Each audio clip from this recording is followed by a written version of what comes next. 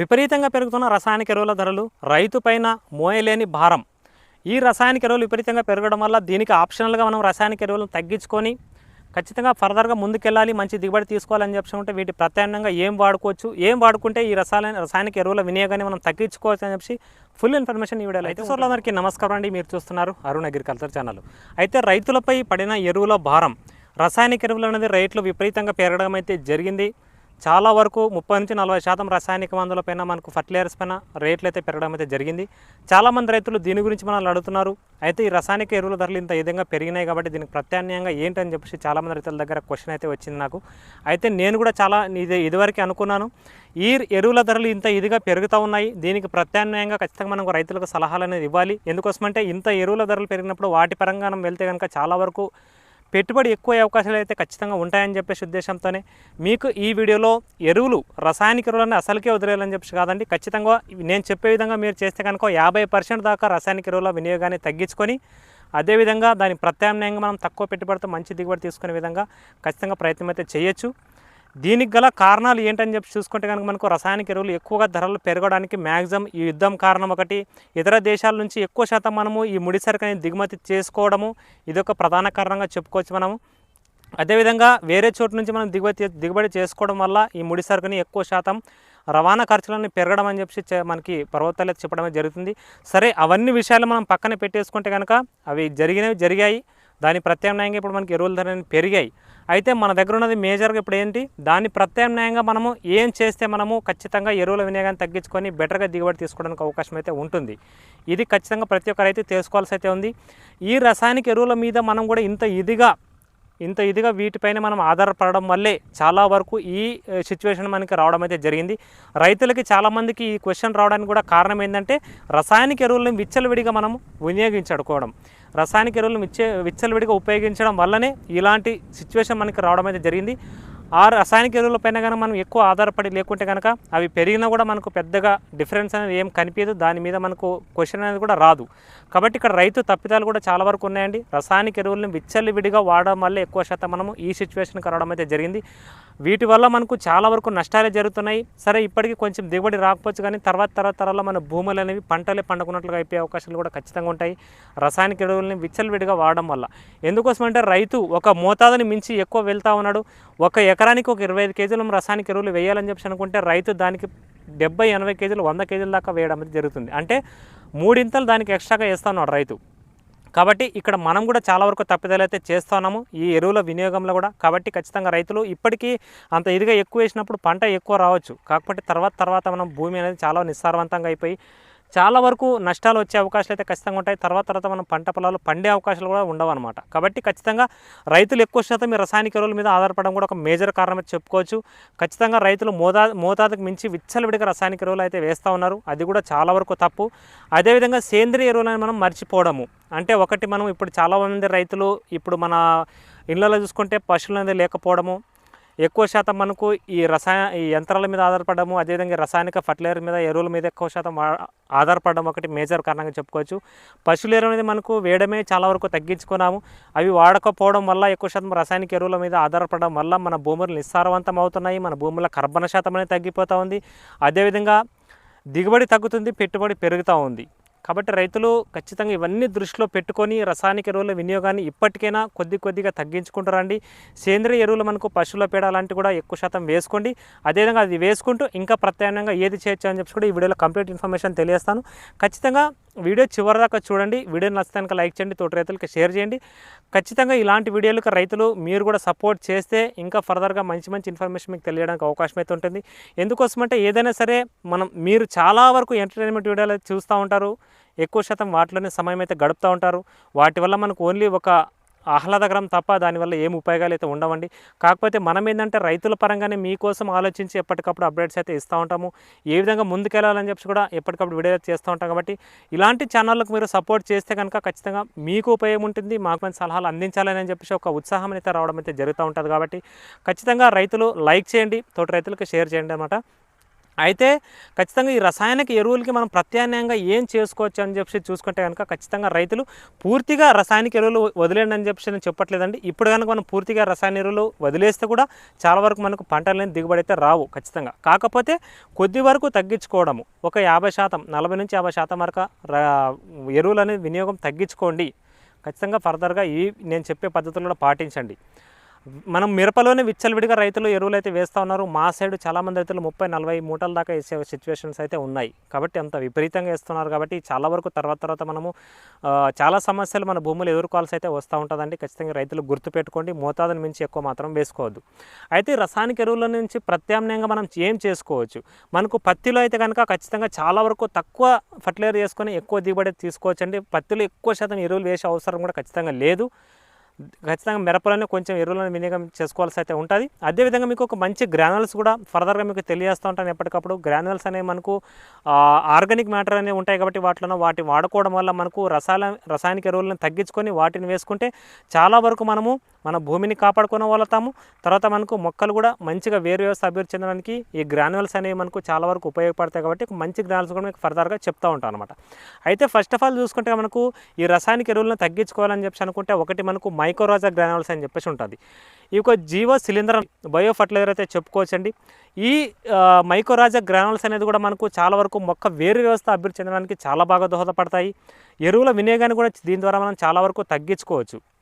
దీనివల్ల ఎలాంటి side effects అనేవి ఉండవు, పర్యావరణానికి ఎలాంటి సమస్య అనేది ఉండదు, ఇతర జీవరాశులు కూడా ఎలాంటి ఎఫెక్ట్ అయితే ఉండదు దీనివల్ల. కాబట్టి ఖచ్చితంగా మైక్రోరాజా గ్రానువల్స్ అనేది వాడుకోవాల్సి అయితే ఉంటుంది.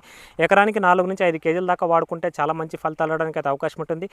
ఇవి మేజర్గా ఎలా పనిచేస్తాయని చెప్పి చూసుకుంటే కనుక మైక్రోరాజా గ్రానువల్స్ అనేవి మనం వేసే పంట అనేది మొక్క అనేది ఒక నిర్దిష్ట లోతు వరకు మాత్రమే వెళ్ళి వేర్లనేది పోషకాలను తీసుకోవడం అయితే జరుగుతూ ఉంటుంది. లిమిటెడ్గా వెళ్తూ ఉంటాయి అన్నమాట లోపలికి భూమిలోకి మనం మొక్కలు అనేవి. అంతకుమించి లోపల ఉండే పోషకాలని తీసుకోలేవు మనం వేసిన పంట యొక్క మొక్కలు అనమాట వేర్ల ద్వారా. అయితే ఈ మైక్రోరాజా గ్రానువల్స్ వేయడం వల్ల ఏమవుతుందంటే ఇవి మనకు ఆ మొక్క యొక్క వేర్లతో సహజ జీవనం జరుపుకొని ఆ మొక్క యొక్క వేర్లని ఇంకా లోపల దాకా తీసుకువెళ్ళి అక్కడ ఉండే పోషకాలను తీసుకునే విధంగా చేస్తాయి. తెల్ల వేర్లు అనేవి మనకు ఎక్కువ అభివృద్ధి చెందడానికి ఉపయోగపడుతుంది. వేరు వ్యవస్థ అనేది బాగా అభివృద్ధి చెందడానికి ఉపయోగపడుతుంది. దీనివల్ల లోతు వరకు వేర్లు ఎరడం వల్ల లోపల ఉండే పోషకాలని సమృద్ధిగా తీసుకొని మొక్క మంచి బ్రాంచెస్ తోటి మంచి గ్రోత్ అనేది మంచిగా రావడానికి అయితే అవకాశాలు అయితే ఉంటాయన్నమాట. అలా వచ్చిన సిచ్యువేషన్లో మనము చాలా వరకు ఎరువుల వినియోగాన్ని అయితే తగ్గించుకోవచ్చు. కాబట్టి ఖచ్చితంగా ఈ మైక్రోరాజా గ్రానువల్స్ వేయడం వల్ల ఒకటి వేరు వ్యవస్థ అనేది అభివృద్ధి చెందుతుంది, మొక్క మంచి హైటు న్యాచురల్గా బాగా పెరుగుతుంది, చాలా వరకు భూమిలో ఉండే తెగుళ్ళను కూడా చాలా వరకు నివారిస్తాయి. అదేవిధంగా మొక్క యొక్క రోగ నిరోధక శక్తిని పెంపొందించడానికి ఇవి బాగా దోహదపడతాయి. దాంతోపాటు వాతావరణం ఒడిదొడుకులు చాలా వరకు వేడి వాతావరణం ఉన్నా కూడా మొక్క వేడి వాతావరణాన్ని తట్టుకొని బెట్ట వాతావరణాన్ని తట్టుకొని నిలబడుకోవడానికి మైక్రోరాజా గ్రానువల్స్ అనేవి బాగా దోహదపడతాయి. కాబట్టి ఖచ్చితంగా ఈ మైక్రోరాజా గ్రానువల్స్ వాడుకుంటే కూడా చాలా మంచి ఫలితాలు రావడానికి అయితే అవకాశం ఉంటాయి. ఇన్ని ఉపయోగాలు ఉంటాయి కాబట్టి దీని ద్వారా ఇది ఖచ్చితంగా వాడుకోండి. ఎరువు ఒక 50% ఎరువులను తగ్గించుకోండి. అంటే మీరు ఒక ఎకరానికి ఒక 2 బస్తాలు వేస్తున్నారని చెప్పి అనుకుంటే ఒక బస్తా మాత్రమే తీసుకోండి. ఒక 4-5 కేజీలు మైక్రోరాజా గ్రానువల్స్ అనేది తీసుకోండి. అయితే ఇవి ఒక జీవ శిలీంధ్ర నాశనం కాబట్టి ఖచ్చితంగా మనము ఎరువులు కలిపిన వెంటనే చల్లుకుంటే మంచి ఫలితాలు రావడానికి అవకాశం ఉంటుంది. ఎక్కువ డిలే అయితే చేయకూడదు. ఎందుకోసమంటే ఒక జీవ శిలీంధ్ర నాశనం కాబట్టి చాలా వరకు కెమికల్ తగిలినప్పుడు నశించిపోయే అవకాశాలు, దీంట్లో బ్యాక్టీరియా మేలు చేసే బ్యాక్టీరియా చాలా వరకు చనిపోయే అవకాశాలు అయితే ఉంటాయి. కాబట్టి ఖచ్చితంగా ఈ మైక్రోరాజా గ్రానువల్స్ అనేది ఖచ్చితంగా ఇసుకలో కలిపి చల్లుకుంటే ఇంకా బెటరు, లేదనుకుంటే రసాయనిక ఎరువులోనే కలిపి చల్లుకుంటామన్నా అని చెప్పి అనుకుంటే తొందరగా చల్లేసుకోండి. ఖచ్చితంగా మంచి ఫలితాలు రావడానికి అయితే అవకాశం అయితే ఉంటాయి. ఎరువులు తగ్గించుకోవడానికి ఒక ప్రత్యామ్నాయ మార్గం మనకు మైక్రోరాజా గ్రానువల్స్ అయితే పర్టికులర్గా చెప్పుకోవచ్చు. చాలా మంచి ఫలితాలు అయితే ఉంటాయి. అయితే ఇవి మాత్రం ఓన్లీ మనకు మొక్క నాటినప్పటి నుంచి వేరు వ్యవస్థ అభివృద్ధి చెందే ఒక దశ వరకు మాత్రమే వాడుకోవాలి. ఆ తర్వాత దీన్ని వాడుకోవాల్సిన అవసరం అయితే లేదు. అంతే, ఒకటి ఎదిగే దశ వరకు వాడాలి. తర్వాత పూత దశ కానీ కాయ దశ కానీ అలాంటి దశలు దీన్ని వాడుకోవాల్సిన అవసరమే లేదు. అంటే మ్యాక్సిమం మనం మొక్క నాటిన 40 నుంచి 50 రోజుల దశ వరకు దీన్ని వాడుకుంటే మంచి ఫలితాలు రావడానికి అయితే అవకాశం అయితే ఉంటుంది. ఇది మనం మైక్రోరాజా గ్రానువల్స్ గురించి. ఇంకో ప్రత్యామ్నాయ మార్గంగా మనం చూసుకుంటే కనుక ఇంకొకటి మనకు పచ్చిరొట్ట ఎరువులు అనేది మనం వేసుకోవడం. పచ్చిరొట్ట ఎరువులు కూడా మనకు చాలా వరకు భూమిలో ఇప్పుడు పత్తి నాటే వాటికైతే కుదరదు, కానీ మిరప వేసే రైతులు ఖచ్చితంగా పచ్చిరొట్ట ఎరువులు వేసుకునే కూడా ప్రయత్నం కూడా చేయండి. పచ్చిరొట్ట ఎరువులు వేసుకోవడం వల్ల కూడా మనకు మేజర్గా ఏంటంటే ఒకటి పచ్చిరొట్ట ఎరువులు వేసుకోవడం వల్ల చాలా వరకు ఎరువుల వినియోగాన్ని మనం తగ్గించుకోవచ్చు. ఏ విధంగా అంటారు? మనం పచ్చిరొట్ట ఎరువులు వేసుకుంటే ఎక్కువ శాతం మనకు గాలిలో ఉండే నత్రజనిని తీసుకొని మనకు భూమికి అందించడం అయితే జరుగుతూ ఉంటుంది. భూమిని సారవంతాన్ని పెంచుతాయి, కొద్ది వరకు కర్బన శాతాన్ని కూడా పెంచడానికి చాలా వరకు దోహదపడతాయి. కాబట్టి మిరప వేసే రైతులు ఖచ్చితంగా ఈ పచ్చిరొట్ట ఎరువులు కూడా సాగు చేసుకుంటే కూడా మంచి ఫలితాలు రావడానికి అయితే అవకాశం అయితే ఉంటుంది. జీలుగు, జనము, పిలిపేసర అని చెప్పేసి ఉంటాయి. అన్నీ కూడా మిక్సింగ్ చేసి కూడా చల్లుకొని తర్వాత మనం రోటవేటర్ వేసుకుంటే కనుక చాలా వరకు అవి కూడా మనకు భూమిలో ఎక్కువ శాతం మనకి ఈ ఆర్గానిక్ మ్యాటర్ పెంచడానికి, రసాయనిక ఎరువులు తగ్గించుకోవడానికి చాలా వరకు దోహదపడతాయి అన్నమాట. అయితే ఇంకో ప్రత్యామ్నాయ మార్గంగా మనం చూసుకుంటే కనుక ఇవన్నీ చేసుకుంటూ పోవాలి. ఏదో ఒకటి చేసినంత మాత్రాన ఖచ్చితంగా మనం ఆశించిన దిగుబడులు అయితే సాధించలేమండి. ఇంకో ప్రత్యామ్నాయ మార్గంగా మనం చూసుకుంటే కనుక మనకు water soluble fertilisers. Water soluble fertilisers అని చెప్పి అనుకుంటే నీటిలో కరిగే ఎరువులు. డ్రిప్ ఉన్న రైతుల కంటే ఇవి ఇంకా చాలా ఉపయోగపడతాయండి. అసలు రసాయనిక ఎరువులు వినియోగం చేయాల్సిన అవసరమే లేదు. డ్రిప్ ఉన్న రైతులు వీటిని కనుక డ్రిప్ ద్వారా వదులుకుంటే కూడా చాలా వరకు మంచి దిగుబడి తీసుకోవడానికి అవకాశం అయితే ఉంటుంది. ఇవి పూర్తిగా మొక్కకి 80% వరకు ఇవి పూర్తిగా అందుతాయి మనం ఇచ్చిన వాటిలోన. అదే రసాయనిక ఎరువులు మనం చల్లే వాటిలోన మొక్కకు ఓన్లీ 40% మాత్రమే అందడం జరుగుతుంది. మిగతా 60% పూర్తిగా వృధా అవడం అయితే జరుగుతూ ఉంటుంది. కాబట్టి దానికి రెట్టింపుగా కూడా ఇవి మనకు బాగా ఉపయోగపడతాయి. కాబట్టి వాటర్ సాల్బుల్ ఫర్టిలైజర్స్ అని మనకు 90 అని చెప్పి 319 ఉంటుంది, 1345 అని చెప్పేసి ఉంటుంది. ఇవన్నీ ఎన్పికే ఎరువులు అయితే ఉంటాయి. కాబట్టి ఖచ్చితంగా వాటిని ఏ దశలో వాడుకోవాలి కూడా ఖచ్చితంగా మీకు ఫర్దర్గా ఇంకో వీడియోలో చెప్తాను. ఈ వీడియోలో చెప్తే మనకు ఇన్ఫర్మేషన్ అనేది వీడియో అనేది లాంగ్ అవుతుంది. కాబట్టి వాటర్ సాల్బుల్ ఫర్టిలైజర్స్ కూడా మనకు డ్రిప్ ఉన్న అయితే కనుక ఖచ్చితంగా మనకు డ్రిప్లో వదులుకోవచ్చు. ఎకరానికి ఒక 10 కేజీల మాదిరిగా వదులుకుంటే కూడా చాలా సమృద్ధిగా మొక్కకు త్వరగా తీసుకుంటాయి మొక్కలు. అదేవిధంగా భూమిలో వృధా అనేది అవ్వడమే జరగదు. మొక్క తొందరగా తీసుకొని తొందరగా మనకు ఎదగడానికి అవకాశం అయితే ఉంటుంది. కాబట్టి భూమి కూడా మనకి ఎలాంటి డ్యామేజ్ అయ్యే అవకాశాలు కూడా ఖచ్చితంగా ఉండవు. కాబట్టి రైతులు వాటర్ సాల్బుల్ ఫర్టిలైజర్స్ డ్రిప్ ఉంటే డ్రిప్ ద్వారా అందించుకుంటే చాలా బాగుంటుంది. పైపాటుగా కూడా స్ప్రే చేసుకుంటే కూడా చాలా మంచి ఫలితాలు రావడానికి అయితే అవకాశం ఉంటుంది. ఇవి మనకు 999 అదేవిధంగా మనకు 051 34 ఈ విధంగా మనకు 13045 అని చెప్పేసి 28280 అని చెప్పేసి చాలా రకాలుగా ఉన్నాయి వాటర్ సాల్బుల్ ఫర్టిలైజర్స్. అవి ఒక దశలో వారీగా వాడుకోవాల్సి అయితే ఉంటుంది. ఫర్దర్గా మన ఛానల్లో వాటి గురించి కూడా ఒక వీడియో అయితే తీస్తాను. ఇవి మనకు వాటర్ సాల్బుల్ ఫర్టిలైజర్ మనకు డ్రిప్ ద్వారా ఉంటే డ్రిప్ ద్వారా వాడుకోవచ్చు. పైపాటు కూడా స్ప్రేయింగ్ అయితే చేసుకోవచ్చు అనమాట. ఇంకోటి చూసుకుంటే మనకు నానో ఫర్టిలైజర్స్. మనకు నానో టెక్నాలజీలో కూడా మనకు ఇప్పుడు చాలా వరకు మనకు ఈ నానో ఫర్టిలైజర్స్ కూడా రావడమే జరిగింది. వాటి వినియోగం వల్ల కూడా చాలా వరకు మనం రైతులను ఈ రసాయనిక ఎరువులను చాలా వరకు సేవ్ అయితే చేసుకోవచ్చు. అవి వాడుకోవడం వల్ల కూడా చాలా మంచి ఫలితాలు అయితే ఉంటాయండి. ఇటు మనకు పెట్టుబడి తగ్గుతుంది, దిగుబడి పెరుగుతుంది. అదేవిధంగా మనకు భూమి యొక్క సారవంతం దెబ్బతినదు. చాలా వరకు మొక్కలు కూడా వృధా అయ్యే అవకాశాలు అయితే ఉండదు. మన భూమిలో వేసిన ఎరువులు కూడా వృధా అయ్యే అవకాశాలు అయితే ఖచ్చితంగా ఉండవు. నానో యూరియా అని చెప్పి ఒకటి ఉంది, నానో పొటాష్ అని చెప్పి వస్తూ ఉంది. అదేవిధంగా మనకు నానో డిఏపి అని చెప్పి కూడా మనకు చాలా వరకు మనకి ఇప్పుడు రావడం అయితే జరిగింది. కాబట్టి ఖచ్చితంగా రైతులు ఈ నానో ఫర్టిలైజర్స్ని కూడా వాడుకోవడం వల్ల కూడా చాలా మంచి ఫలితాలు అయితే ఉంటాయి. ఇవి స్ప్రే చేయడం వల్ల ఏంటంటే అతి చిన్న రేణు పరామాణంలో మనకు ఉండడం వల్ల పైపాటుగా స్ప్రే చేసుకోవడానికి ఇవి చాలా బాగా ఉపయోగపడతాయి. స్ప్రే చేసినప్పుడు మొక్క తొందరగా తీసుకుంటుంది. అదేవిధంగా మొక్క ఎంతవరకు అవసరం ఉంటుందో అంతవరకు ఇది అందిస్తూ ఉంటుంది. చాలా రోజుల పాటు దీర్ఘకాలం పాటు వీటి యొక్క ప్రభావం అయితే ఉంటుంది. మొక్కకు మనం స్ప్రే చేసిన దాన్ని బట్టి కూడా 80 నుంచి 90% వరకు కూడా ఈ మొక్కకు పూర్తిగా అందించడం అయితే జరుగుతూ ఉంటుంది. రసాయనిక ఎరువులు వేసుకుంటే 40% మాత్రం మనకు ఉపయోగపడుతుంది, మిగతా 60% వృధా అవుతుంది. అదే ఇవి చూసుకుంటే మనకు ఖచ్చితంగా 80 నుంచి 90% మనకు పనిచేస్తాయి. దాంతోపాటు కాలుష్యం అనేది తగ్గుతుంది. భూమి నిస్సారమైనంతం అనేది మనకు భూమిలో బ్యాక్టీరియాని మనకు మంచి చేసే బ్యాక్టీరియాని కూడా చాలా వరకు నశించిపోకుండా ఉండడానికి అవకాశాలు అయితే ఉంటాయి. కాబట్టి ఫర్దర్గా మనము ఈ సంబంధించిన నానో టెక్నాలజీకి సంబంధించిన నానో డిఏపి కానీ, నానో పొటాష్ కానీ, నానో యూరియా కానీ, జింక్ ఇవన్నీ కూడా ఫర్దర్గా వస్తున్నాయి. కాబట్టి ఈ నానో టెక్నాలజీకి సంబంధించిన కూడా వాడుకుంటే కూడా మంచి ఫలితాలు రావడానికి అయితే అవకాశం అయితే ఉంటుందన్నమాట. ఇది కూడా ఒక ప్రత్యామ్నాయ మార్గంగా మనం చెప్పుకోవచ్చు. ఇవి కూడా ఒక దశల వారీగా వాడాల్సి అయితే ఉంటుంది. ఖచ్చితంగా వీటి గురించి కూడా మీకు ఫర్దర్గా వీడియోస్ అయితే చేస్తూ ఉంటాను. ఈ అన్ని పద్ధతులు కనుక మనం పాటించుకుంటూ వస్తే కనుక 50% ఎరువుల వినియోగాన్ని మనం ఖచ్చితంగా తగ్గించుకోవచ్చు. అసలే ఎరువులు వేయకుండా పండించలేమా అని చెప్పి అనుకుంటే అది కుదరని పని అండి. ఇప్పుడున్న సిచ్యువేషన్లో మనము పూర్తిగా ఎరువులు అనేది మనకు వాటికి అడిక్ట్ అయి ఉన్నామనుకోండి, ఖచ్చితంగా మన భూములకి అనేది అడిక్ట్ చేసేసాము ఆల్రెడీ. కాబట్టి ఖచ్చితంగా వాటికి బానిసలైనట్లే ఉన్నాం మనం. కాబట్టి ఖచ్చితంగా పూర్తిగా వదిలేస్తే ఇప్పుడు మనకు చాలా వరకు డ్యామేజ్ అవకాశాలు ఖచ్చితంగా ఉంటాయి. ఖచ్చితంగా 10 బస్తాలు వేసే కాడ ఒక 5 బస్తాలు, 5 బస్తాలు వేసే కాడ ఒక 2.5 బస్తాలు, ఈ విధంగా తగ్గించుకొని నేను చెప్పిన మార్గాలన్నీ కూడా కనుక మీరు పాటించుకుంటే కనుక ఖచ్చితంగా మంచి దిగుబడి సాధించడానికి అవకాశం ఉంటుంది. దయచేసి ఒకటి రైతులు గుర్తుపెట్టుకోండి, ఇప్పటికైనా రసాయనిక ఎరువుల వినియోగాన్ని తగ్గించుకోండి. దయచేసి ప్రతి ఒక్క రైతుకైతే చెప్తా ఉన్నాము.